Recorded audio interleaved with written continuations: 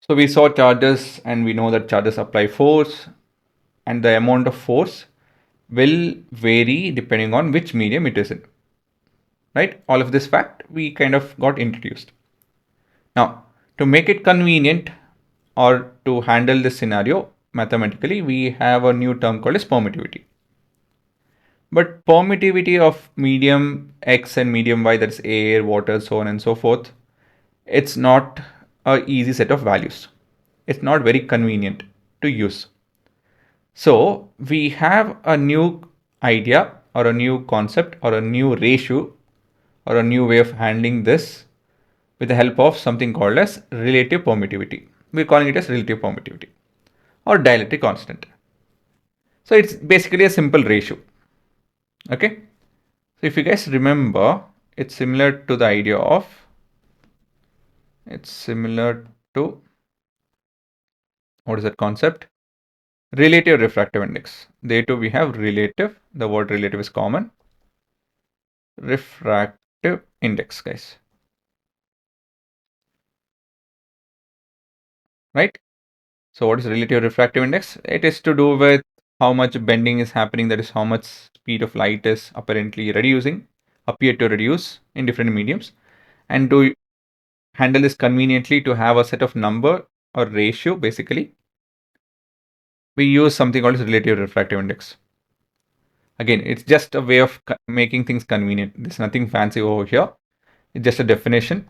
That is the ratio of permittivity of the medium to that of the free space. Vacuum, basically. Right? So it's a way of comparing the relative permittivity of medium with that of the vacuum. Okay, guys. So one thing that you guys have to know, this will help in, well, all our exams, theory and our competitive exams. More the relative permittivity, more the stickiness. So less difficult, sorry, not less, more difficult, sorry, less difficult for getting polarized. That's right. And more potential energy will be stored, right? Because it's less difficult to polarize, so more potential energy will be stored because more number of particles will take part in the polarization. So more number of particles, more the potential energy. And more difficult it is for the electrical field to pass through, obviously, right? As and when the electrical field pass through, more charges are orienting towards that, cancelling it out. That is basically, see, we have 10 people and they're standing in line and they're waiting at a counter. Let me put it this way. They're trying to buy something. There are 10 people. If this person buys 50% of the item and the next person buys 10% of the item, so on and so forth, if it's getting consumed faster, obviously the stall will get empty faster and the last person might not get whatever he or she wants. Makes sense, right? Similar to that. If you have a medium, if it's consuming a lot of electrical field by storing it in terms of some form of potential energy, so it will be difficult for it to pass through. It's as simple as that. So this concept, we have a mathematical dimension and that dimension is your relative permittivity. So we represent in kind of K or epsilon R. It's nothing but epsilon medium by epsilon naught. Just a second, I'm trying to erase. Yeah, epsilon. Okay, it's taking a second. Yes. So that's your relative permittivity representation, your dielectric constant. That's your medium dependent permittivity, and that's your vacuum dependent permittivity. Okay, guys. So let's understand this in terms of force, because end of it's all about force, right? So if we have the medium, say in vacuum,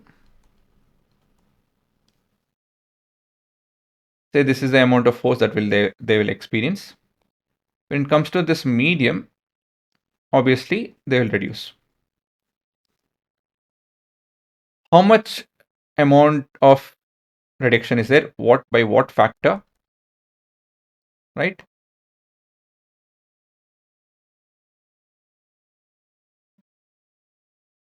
Some value, it will be lesser by some value. That is nothing but that factor is nothing but your relative permittivity. So let me put it this way, a lot more mathematically. If in vacuum, this will be the amount of force that the charges will experience. We are just looking at the magnitude because direction will not change. And say in the medium, so we have in the medium 1 by 4 by epsilon m q1 q2 by r square. So when we compare, that's what we're trying to do. By what factor will it reduce? So 1 by 4 by this m q1 q2 by r square. Sorry, my pen is not working great, so please excuse this situation. So this is vacuum, right? So not q1 q2 by r square. Again, the same funda, same thing that we are writing again and again, nothing new.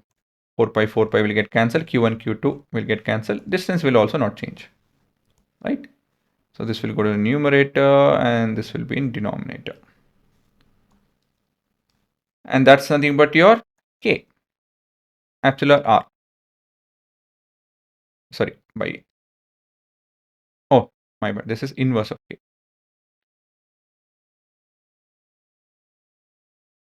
right? So basically is equal to or divided by k times of simple math fm, right? I just transposed fv and LHS RHS is flipped.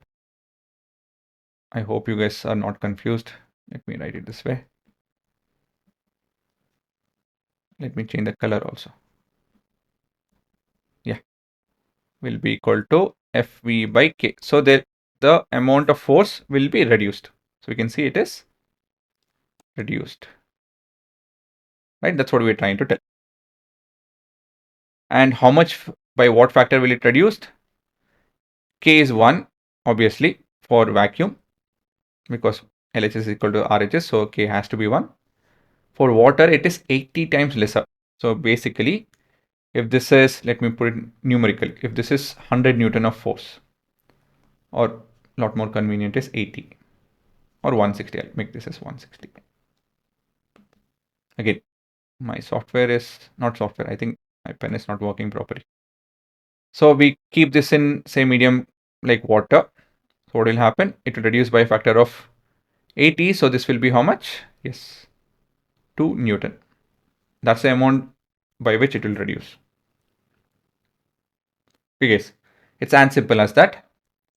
So this is only for example. This is not to be, it's not true for all the values. It's just an example, right? Okay, what did we learn?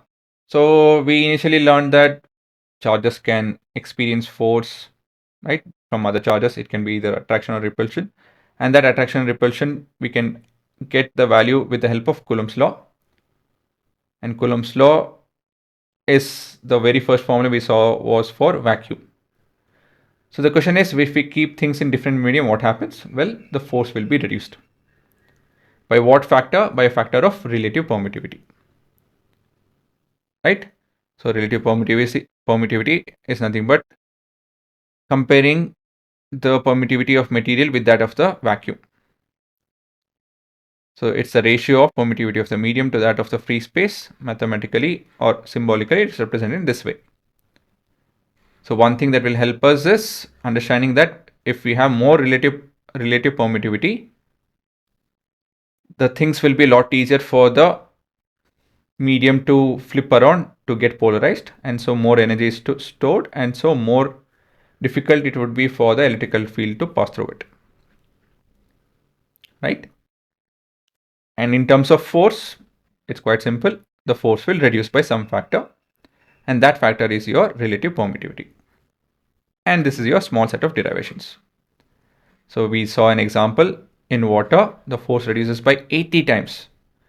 So if the charges are pushing each other with a value of 160 Newton, it will reduce to 2 Newton, right? Very simple to understand now, is it not?